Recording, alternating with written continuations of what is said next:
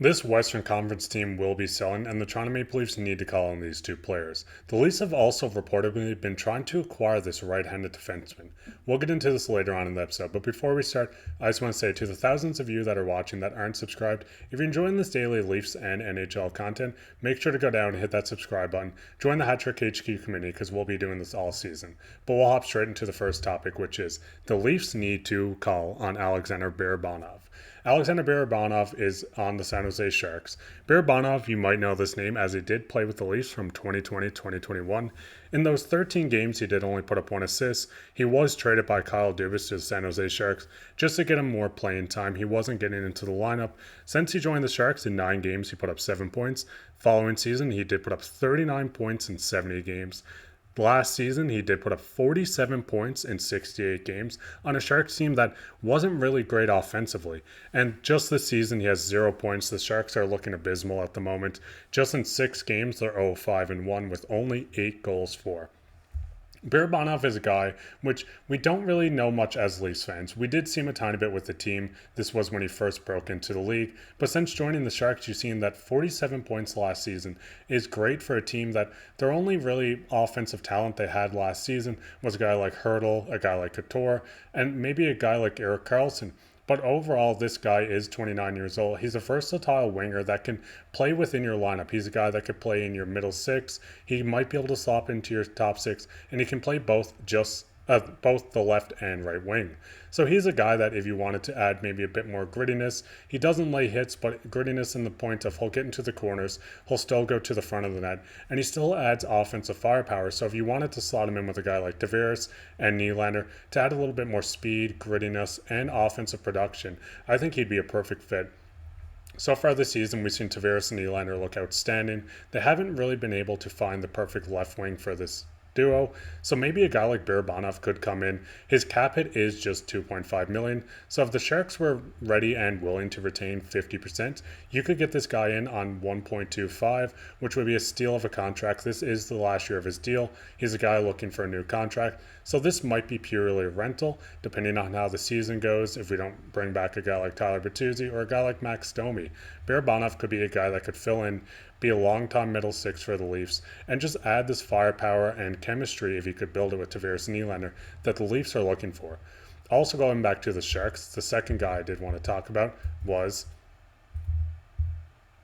Anthony Duclair. Anthony Duclair is a name that I'm sure Leafs fans don't like hearing after last year in the playoffs. He did play with the Florida Panthers. In 20 playoff games last year, he did put up 11 points. During the regular season, he did just play 20 games where he put up 9 points. He was coming off an injury. But if you look back at the previous years, in 2019-20, he did put up 23 goals with the Ottawa Senators for 40 points. And just 2 seasons ago, in 74 games, he did put up 31 goals, 27 assists, and 58 points. This is a guy the Leafs could add, and he would be outstanding on this. We talked about the Tavares and Nylander line with Baranov, but Duclair would bring almost a different aspect to this game. Duclair is a former 30-goal scorer. He did put up 20 goals as well with the Ottawa Senators, and this is a guy, I think, if you put him in a line with Tavares and Nylander, it's without a doubt that he could score his 20, 25, or maybe even 30 goals. He's a super fast guy. He can play both left and right wing. That's the nice thing about him and Baranov is where you're not really restricted or forcing a guy to play on the opposite side. So you bring this guy in, he adds a lot of speed, grittiness, goal scoring. He can still set people up, and I think it would be a perfect combination of adding speed where Tavares hasn't been the fastest player throughout his career. With age, obviously he's slowing down a tiny bit, and then you look at a guy like Nylander who's still fast. He can set people up and has a great shot. So you give Tavares his playmaking ability to set up 2 guys that you know can score. 40 goals for Nylander last year, and just 2 seasons ago, a Duclair scored 30. So I think this would be a perfect fit. It's a guy that you could even slot up onto your top line if you wanted to add more speed to Marner's and Matthews' line, just to get that line a bit more faster, where they have a guy like Kelly Yarncroke. They've tried Tyler Bertuzzi. Matthew Knies is a guy that can fit here. It's almost this line where you can fit anyone you want. This line's going to produce, and I think a guy like Duclair would be perfect on it. When you look at the forwards on the Leafs, as I said, the Matthews and Marner line, you have a guy like Kelly Yarncroke. When you look at the second line, Bertuzzi, John Tavares, and William Nylander. And the third line, David Kampf, Max Domi, and Matthew Knies. So when you look at these guys like Baranov and a guy like Anthony Duclair, you could really juggle this if you wanted to get both or one player. You could slide a guy like Duclair into the second line or a guy like Baranov. You can drop Tyler Bertuzzi down, slide David Kampf to the center in the fourth line, and even slide a guy like Max Domi into that third line center. Or if you wanted to take the route of maybe putting Nylander into the third line center, you could also try this as well. These are two guys, like I said, I think fit perfectly in this line. You have a guy like Anthony Duclair making $3 million, so it would be roughly 1.5 if they wanted to retain half. And a guy like Baranov, who at 2.5, half retain would be 1.25. So you could fit these guys under the cap. You'd probably have to move a player out. I'm not sure if that's a player like Max Domi or Tyler Bertuzzi. The last real guy I can remember that the Leafs did acquire in free agency and actively moved was Daniel Winnick. This was during a rebuilding year, so I'm not sure if the Leafs wanted to move on from a guy like Domi or Bertuzzi to help benefit another team just to make space. So these are guys that I think the Leafs will and should look at come trade deadline, and I think they're guys that could honestly just help benefit lines. They could help them get better and just make the Leafs middle six and secondary scoring just look so much better than they currently do.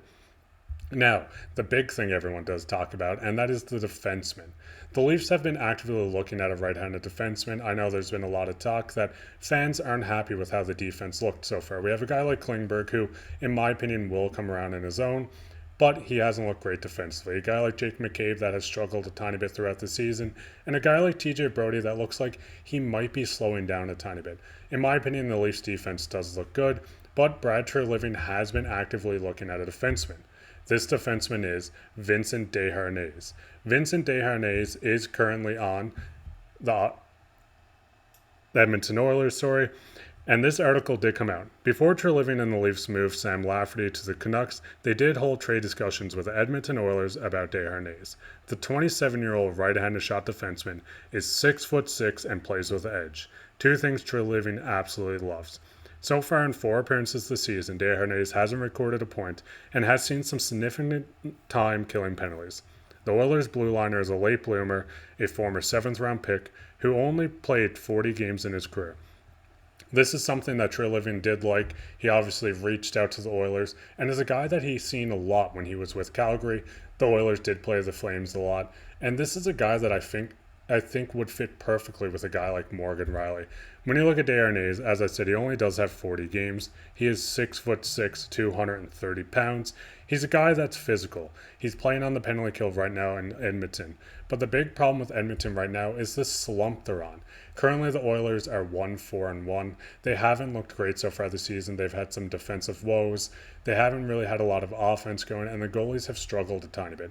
This might be a situation where Ottawa wants to maybe look at a little change-up, and not a significant one where you look at a move on Ryan Nugent-Hopkins or any main player like this. This would be a depth change that would kind of shake the roster up in a tiny way. You might be able to acquire a forward, a defenseman, maybe a prospect or pick to use for a bigger package. But overall, de Haas is an interesting situation. We've seen last season when Luke Schenn was acquired and the Leafs did start playing him with Morgan Rielly, that Rielly kind of feeds off these guys that are big, physical, can kind of let Rielly play his game of stepping up more. He could leave the defensive end a little early. And you have these guys that can stay back, they can clear the net, they can break up these 2-on-1s if Rielly is caught out of position. And we've seen it work, as I said. So if you look at the Leafs lines, you currently have Morgan Rielly, TJ Brodie, Jake McCabe, Timothy Liljegren, Mark Giordano, and John Klingberg. When you look at this, as I said, I think de Haas would fit perfect in that top line with Morgan Rielly. You could run a mix of Morgan Rielly and a guy like de Haas. You could slide TJ Brodie back to his natural position, which is lefty. You could keep Timothy Liljegren, and then maybe give Mark Giordano a healthy scratch here and there. Drop Jake McCabe down, let him run with John Klingberg. The nice thing about de Haas is his cap hit's only $762,000. This is a guy you could bring in for maybe some Benoit, a pick, maybe a prospect, depending on the situation. But it kind of gets weird in the logjam of you still have Connor Timmins that will be back from injury soon enough. You'd have to work out this cap space. But in the situation of bringing this guy in as a 7th D, maybe even playing him as your 6th D and giving Giordano a couple of rest games from here and there, I think it would be perfect for the Leafs team. You get a big, strong, physical defenseman. He can go on to your penalty kill. He can still play a lot of 5-on-5. it's a bit of a weird situation of him only having 40 career games. But when you look at this in a vacuum, he looks like a good player. He's a big player. He can clear the net. This is things that Leafs fans want to see from a defenseman that we haven't seen from our core that we have currently right now. So I think this is a guy that they definitely need to call on. It's a guy that we've seen True Living. He loves guys like this. He likes the big, physical, strong defenseman. He knows this guy from when he was playing up north in Canada. So this is the big thing. I think he's a guy that the Leafs will be actively trying to acquire. I think if a deal is going to be done, it should be done sooner rather than later. With the Oilers probably in a situation where they might be scared and wanting to make this early season move just to shake things up, Connor McDavid being out, the team not working. You need to make a trade like this. So this situation, like I said, it could be Benoit and a pick. It could just be a pick for a guy like this. But I think this is the thing the Leafs do need to keep hammering down on. And Darren Hayes would be a perfect acquisition for him. But saying that, we'll get into everyone's favorite topic, which is comment of the day. The comment of the day today comes from TJ Rich. He says Samsonov is an elite class goaltender and he will bounce back at some point. Woll is showing incredible skill. I look forward to this combo owning the league. I think Samsonov is just off to a rough start. Goalies are really into the mental thing of they need everything to go right. If things start going wrong, sometimes goalies falter a bit. I think Samsonov will get his footing. We've seen it was confirmed that Joseph Woll is starting tonight, if you're watching this today, against Dallas. I think Joseph Woll will end up stealing the crease.